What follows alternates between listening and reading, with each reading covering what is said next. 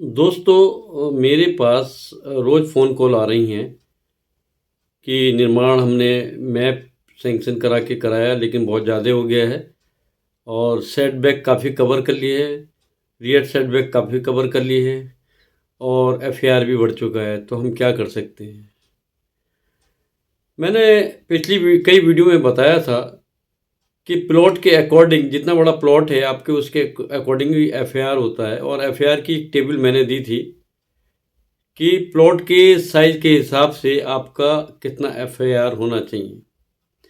मैंने आपको rear setback के बारे में बताया था, मैंने सेटबैक के बारे में बताया था और बहुत सारी चीज़ मैंने आपको बता चुका हूँ। मैं आपको पार्किंग के बारे में बता चुका हूँ और बेसमेंट के बारे में बता चुका हूँ।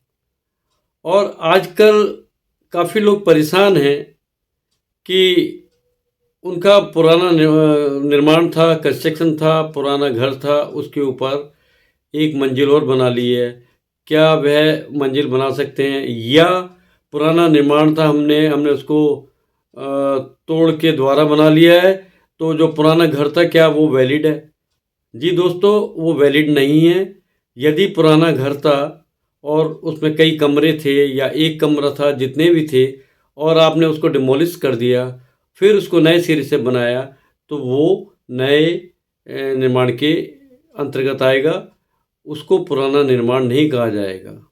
मैंने पिछली वीडियो में आपको बताया था कि पुराना निर्माण क्या होता है और पुराने निर्माण में आप क्या कर सकते हैं।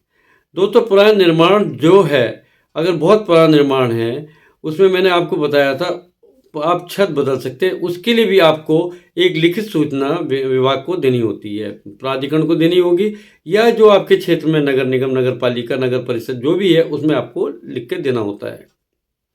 तो पुराना निर्माण एग्जेम्प्ट नहीं है। अगर यदि आपने तोड़ दिया तो आपको नए सिरे से अपने आर्किटेक्ट के पास जाकर या इंजीनियर, सिविल इंजीनियर के पास जाकर उसको तैयार कराना होगा और ऑनलाइन आपको सबमिट करना होगा।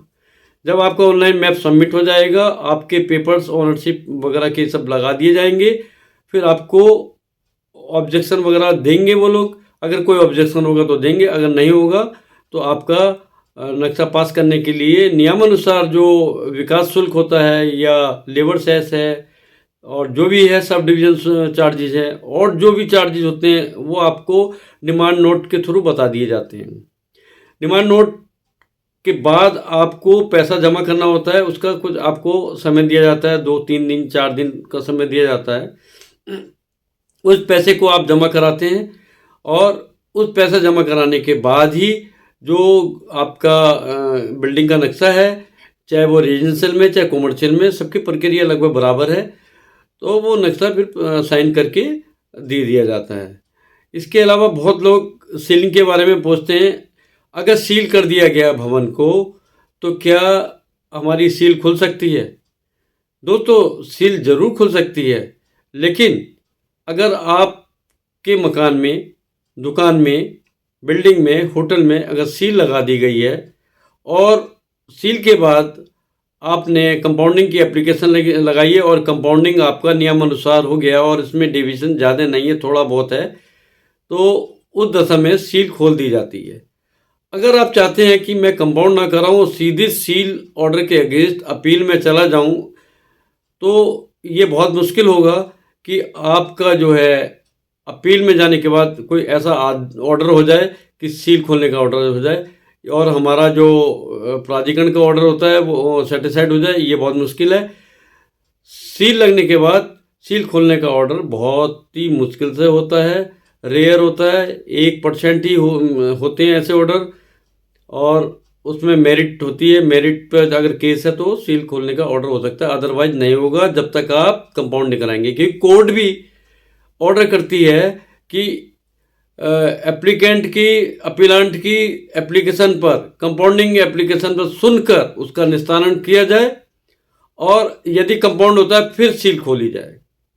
तो सील तो हम इसलिए लगाते हैं, सील जो विकास प्राधिकरण लगाता है इसलिए लगाता है कि आप डेवलपमेंट ना कर पाए आगे, या हम उसको गिराने जा रहे हो तो उसमें डेवलपमेंट ना हो और उसको हम रोक दें सील लगाकर। तो अगर कोई आपको कहता है कि सील खुल जाती है तो ये गलतफहमी होगी। सील एक बार लग गई तो खुलना आसान नहीं है। दूसरी ओर सील आप तोड़ लेते हैं। अगर आप सील तोड़ते हैं बिल्डिंग में तो ये एक ऑफेंस है। इसके अंदर आपको 188 आईपीसी की धारा के अंतर्गत मुकदमा कायम होगा, एफआईआर दर्ज होगी और उसके बाद 427 भी लग सकती है यदि सील को डैमेज करते हैं। और क्योंकि उसके अंदर बहुत ज़्यादा मटेरियल विकास प्राधिकरण का लगा होता है, उसमें पैसा खर्च किया होता है, तो वो भी लग सकता है। और सील तोड़ने के वक्त आप निर्माण करते हैं तो उसके बाद दोबारा भी सील लगाए जाने की पूरी संभावना है, इसलिए सील तो कभी तोड़े नहीं। तो ये कॉमन चीज़ें मैंने आपको बताई हैं प्राधिकरण से संबंधित क्या क्या कार्रवाई होती है। तो जो भी निर्माण करें अपना नक्शा पास करा के करें, और बहुत आसानी से नक्शा पास होता है, ऐसा नहीं है। अगर आपका नक्शा पास नहीं हो रहा है या कोई आपको डिफ़िकल्टीज़ हैं आपको उसके अंदर, या कोई आपको परेशान कर रहा है, तो उच्च अधिकारी बैठे होते हैं, एचओडी होते हैं, उसमें वाइस चेयरमैन होते हैं, उनसे आप संपर्क कर सकते हैं। उनको अपनी प्रॉब्लम बताइए और उसके बाद आपका नक्शा पास होने की पूरी पूरी संभावना हो जाएगी।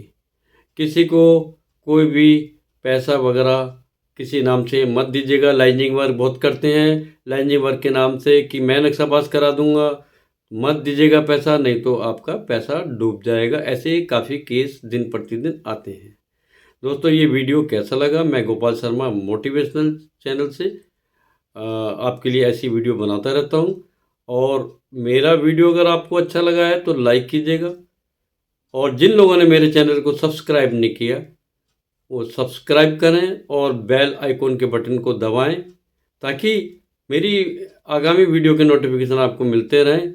और कमेंट करें, ज़्यादातर मैं कमेंट का जवाब देता हूँ, कुछ कभी कभी नहीं दे पाता हूँ क्योंकि बहुत काम होते हैं, लेकिन कोशिश करूँगा सभी के कमेंट्स का मैं रिप्लाई करूँ और आप मेरे रिप्लाई को पढ़ें और वीडियो देखते रहें। दोस्तों, नेक्स्ट वीडियो तक के लिए नमस्कार।